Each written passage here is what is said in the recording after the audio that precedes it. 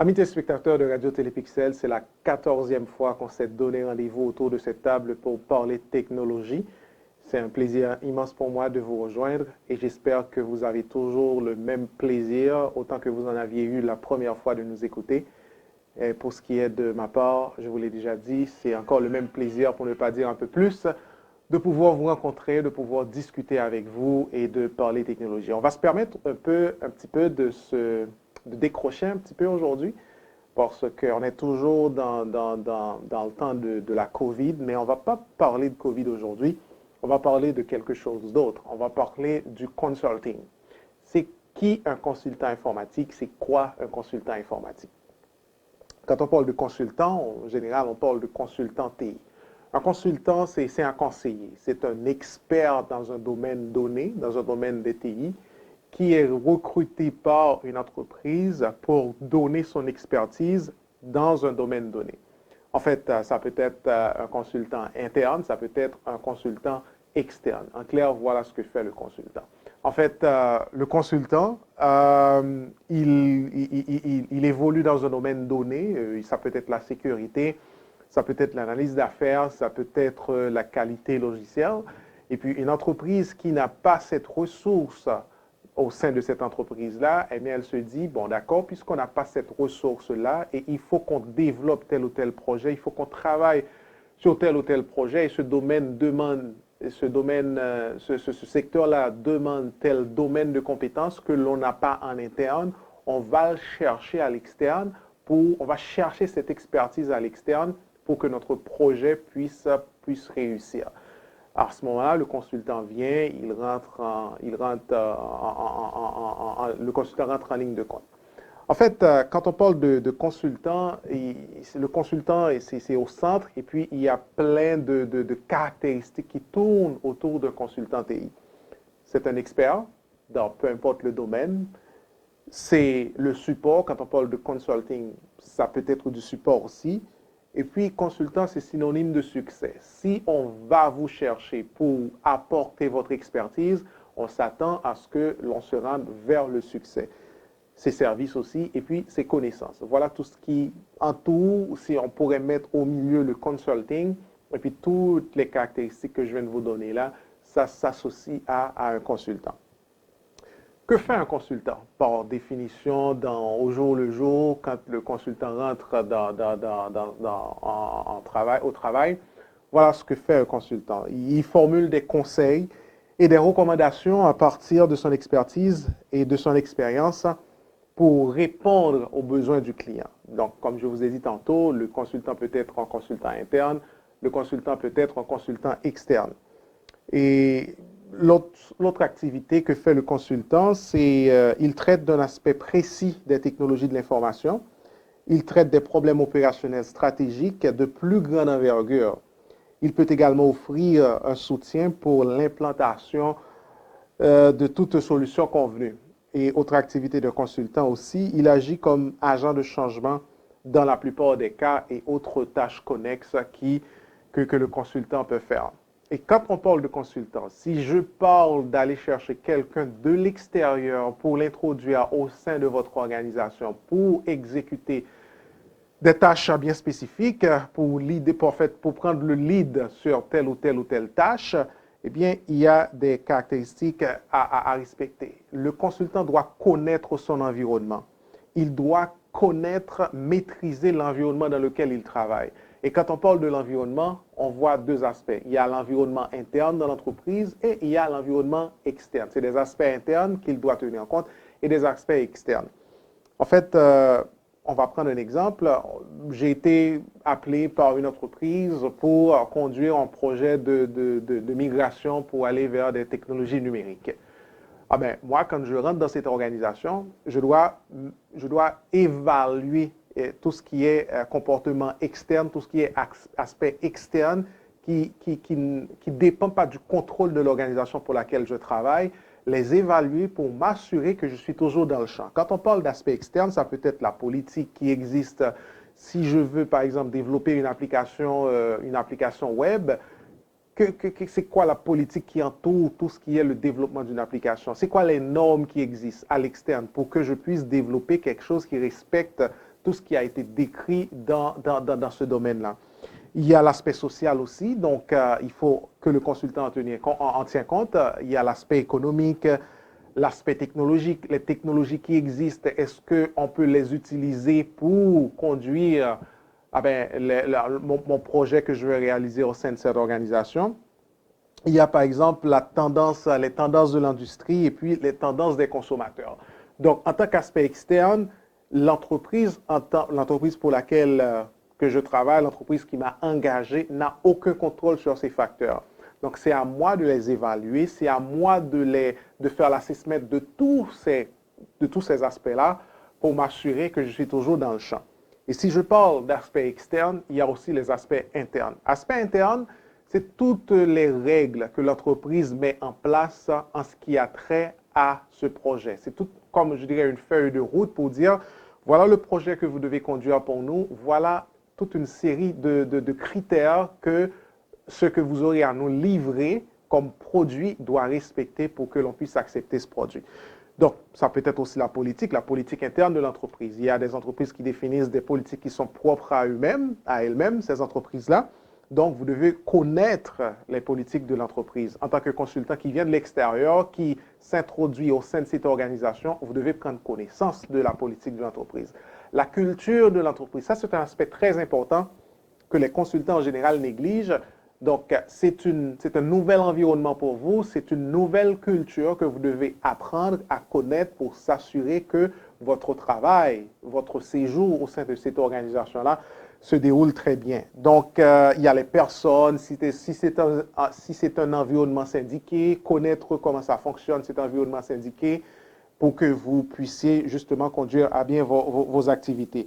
La technologie qui existe au sein de cette organisation, connaître cette technologie, voir si ça répond à ce que vous avez dans votre tête avant que vous mettiez tout ce que vous avez dans votre tête sur papier. L'environnement, comme j'ai dit tantôt, si c'est une fusion, acquisition, parce qu'il y a des entreprises qui ont été fusionnées, donc maintenant il faut aller chercher l'entreprise origine par rapport à l'entreprise de destination, l'entreprise qui a été acquise, et puis connaître ses politiques, connaître les cultures des gens, parce que de nos jours, vous savez, quand on parle de culture, on parle aussi d'inclusion. Il y a des gens qui pensent différemment, il y a des gens... Pourquoi est-ce que je fais allusion à ça? C'est parce qu'on parle de racisme ces temps-ci. Maintenant, il y a des gens, il faut que vous travaillez de manière à inclure toutes les personnes qui travaillent dans cette organisation pour que tous puissent être impliqués dans vos activités si c'est nécessaire. Donc, l'inclusion, c'est très important. C'est pour ça qu'on parle de culture, connaître la culture de l'organisation. Et puis, l'innovation des produits ou services. Donc, vous entrez dans une entreprise en tant que consultant, donc vous devez évaluer tous ces critères-là, vous devez évaluer tous ces aspects-là, tant à l'interne, quant à l'externe, pour vous assurer que vous êtes dans le champ. Un consultant, c'est un leader, c'est quelqu'un qui lead une activité, c'est un responsable. Et en préparant cette émission, j'ai trouvé un petit canevas qui est très intéressant, qui essaie de comparer le comportement d'un leader et un comportement d'un patron. Un leader n'est pas un patron.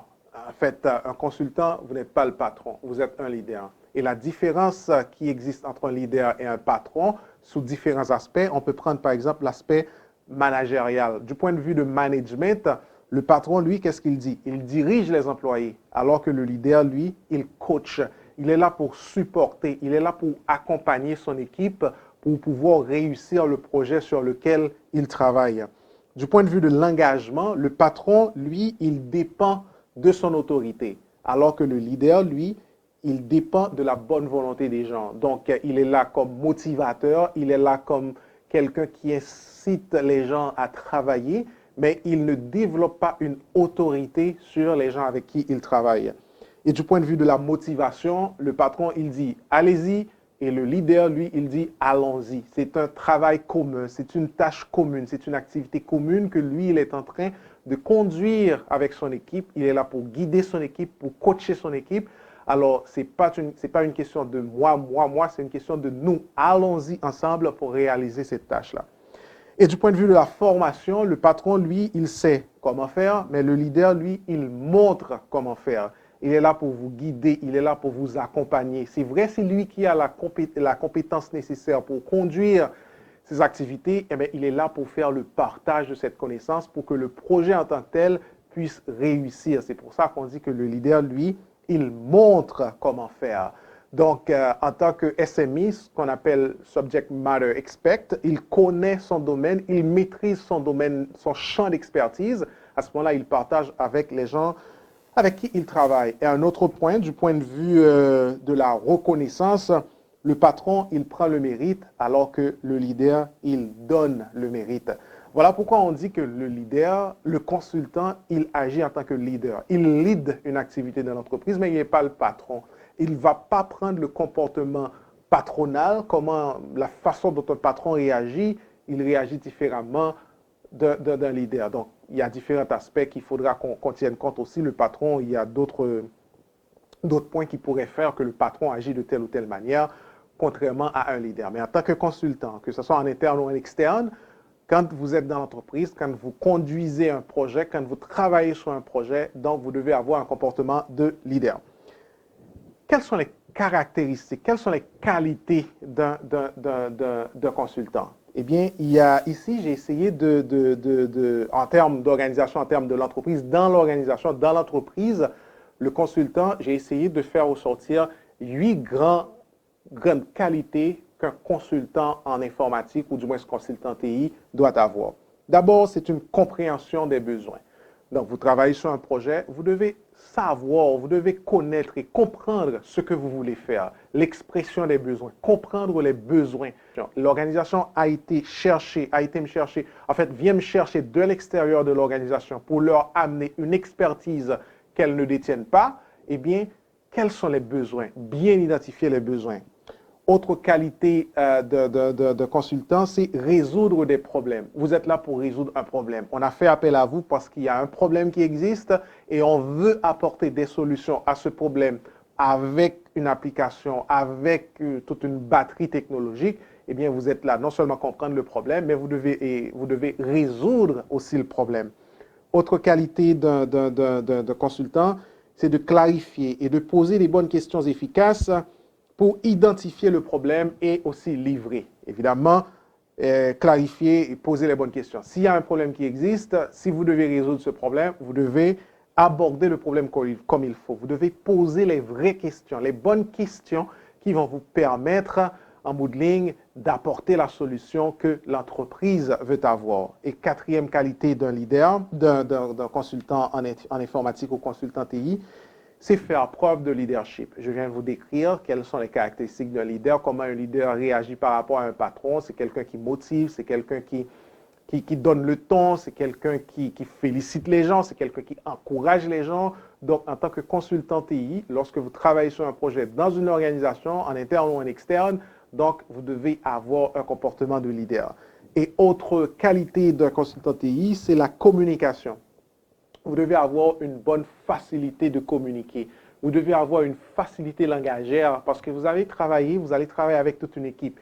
Il faut que cette équipe puisse être en mesure de vous comprendre, soit en mesure de vous comprendre. Ce que je veux dire par là, la façon dont vous aurez à faire l'expression des besoins, l'analyse du problème qui va être fait pour pouvoir produire un système, mais les gens avec qui vous travaillez doivent être sur la même longueur d'onde que vous, doivent être en mesure de vous comprendre. Et ce n'est pas aux gens de venir vous comprendre, c'est de vous amener, c'est à vous de faire l'effort d'aller rechercher ces gens-là pour leur exposer le problème et pour leur expliquer quelle solution qui est envisagée pour résoudre ce problème. C'est pour ça qu'on dit la facilité de communication, une facilité langagière pour pouvoir conduire à bien votre projet.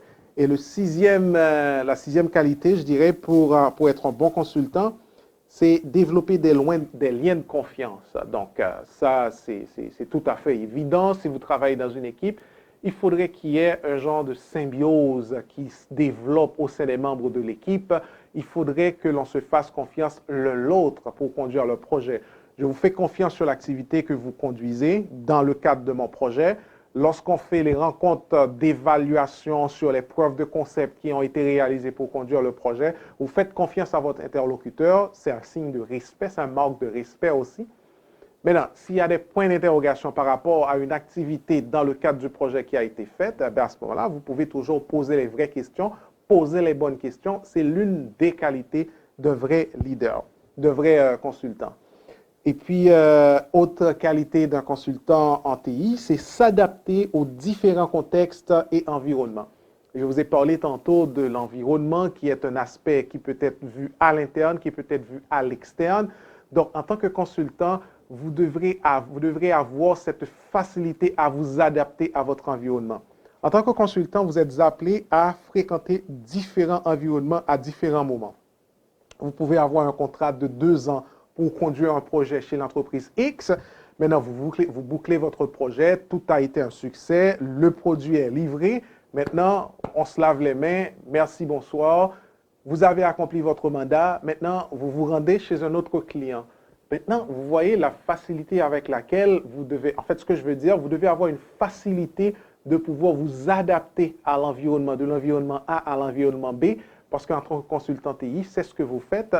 Il se peut que vous travaillez sur un projet de longue envergure, de grande envergure, sur une longue période de temps. Je veux dire, ça peut être 5 ans, ça peut être 10 ans, ça peut aller jusqu'à 15 ans, dépendamment de l'envergure du projet sur lequel vous travaillez. Et même quand le projet, même à la fin du projet, vous pouvez toujours être retenu pour donner un support en plus par rapport à ce qui a été dit. Donc ça, c'est d'autres détails. Mais ce que je veux vous faire comprendre, si c'est des projets de courte durée, on va dire un projet de 2 ans, de 3 ans, ce qui veut dire que vous êtes appelé à côtoyer des environnements sur une base régulière. Donc, vous devez avoir cette facilité de pouvoir vous adapter à l'environnement dans lequel vous aurez à travailler. Vous n'allez pas prendre 1, 2, 3, 4 mois pour vous adapter avec l'environnement. Maintenant, une fois vous adaptez à l'environnement, commencez à travailler. Donc, ça doit se faire très rapidement. Donc, c'est l'une des qualités pour être un bon consultant TI. Et une dernière qualité que j'ai relevée dans le cadre de ce dialogue que j'ai avec vous, c'est de créer des pistes et des occasions d'affaires. Donc, le consultant, vous êtes appelé pour résoudre un problème. Vous devez identifier toutes les occasions d'affaires qui peuvent découler du projet sur lequel vous travaillez. Donc, en tant que guide pour cette entreprise, c'est une expertise qui n'existe pas. Vous avez été appelé pour amener cette expertise au sein de cette organisation. Eh bien, vous devez montrer toutes les opportunités que l'on va avoir avec le système qui va être mis en place, sur lequel vous travaillez, ou tout simplement le projet sur lequel vous travaillez. Donc, voilà des avantages que l'on va avoir à partir de ce projet. Vous créez des opportunités par rapport au projet qui est en cours de développement pour l'organisation. Mesdames et messieurs, évidemment, vous l'aurez compris avec le COVID-19, ce qui s'est arrivé, c'est qu'il y a plusieurs compagnies qui avaient des consultants qui travaillaient sur des projets et en raison de cet arrêt brusque de l'économie, il y a plusieurs entreprises qui ont dû mettre fin de façon prématurée à certains projets, ce qui a conduit à une forme de mise à pied de plusieurs consultants en TI. Mais la bonne chose dans tout ça, en tant que consultant TI, vous n'êtes pas comme cerné sur un projet. Donc, il y a un projet X qui est bloqué ou stoppé pour une raison ou pour une autre. Eh bien, par rapport à la forte demande que l'on a eue durant la période COVID et ce qui s'est arrivé, les consultants se sont vite retournés vers d'autres sphères d'activité, vers d'autres domaines pour exposer leurs compétences, pour exposer leur savoir-faire. Un exemple très simple, et tout ce qui est produit en ligne, commerce en ligne, vente en ligne, il y a plusieurs entreprises qui n'étaient pas encore prêtes avant le COVID pour ces genres d'activités dans leur secteur. Eh bien, avec le COVID, eh bien, plusieurs compagnies, plusieurs restaurants, plusieurs petites ou grandes entreprises, soit qu'ils avaient déjà une infrastructure e-commerce qui existait, mais qui n'était pas trop robuste. Ils ont dû travailler pour rendre plus fiable, plus robuste leur infrastructure. À ce moment-là, des ressources n'étaient pas sur place. Ils ont dû faire appel à des consultants en TI, des consultants qui travaillaient sur d'autres projets qui ont été stoppés en raison de l'arrêt de l'économie. Ils se sont dirigés vers ce domaine-là. C'est pour ça que j'ai dit qu'il y a une forme de versatilité, il y a une forme d'adaptabilité en tant que consultant, vous devez développer pour pouvoir vous habituer, vous adapter avec un environnement très facilement sans prendre beaucoup de temps. Mesdames et messieurs, ça a été notre débat pour aujourd'hui. On vous a parlé de consultant TI, c'est qui un consultant TI, que fait un consultant TI et les différentes qualités pour être un consultant TI. Mon nom, c'est Clément Stéphane Calvaire. La façon pour nous joindre par email, c'est clément.calvaire@clémentcalvaire.com. Et je suis toujours joignable par téléphone, c'est le 514-799-6087. Et le médium sur lequel, ou du moins à partir duquel on a réalisé cette émission, c'est Radio Télépixel. On est sur YouTube, on est sur Facebook. Je vous invite à aller visiter nos pages sur YouTube et Facebook et nous donner un petit like. Comme ça, vous serez avertis à chaque fois qu'on va mettre en ligne une livraison. D'ici là, je vous souhaite une bonne semaine. Le rendez-vous, c'est pour la semaine prochaine pour continuer à vous former, à vous éduquer, à vous apprendre sur les technologies, comment les utiliser, comment les adapter dans votre vie. Merci.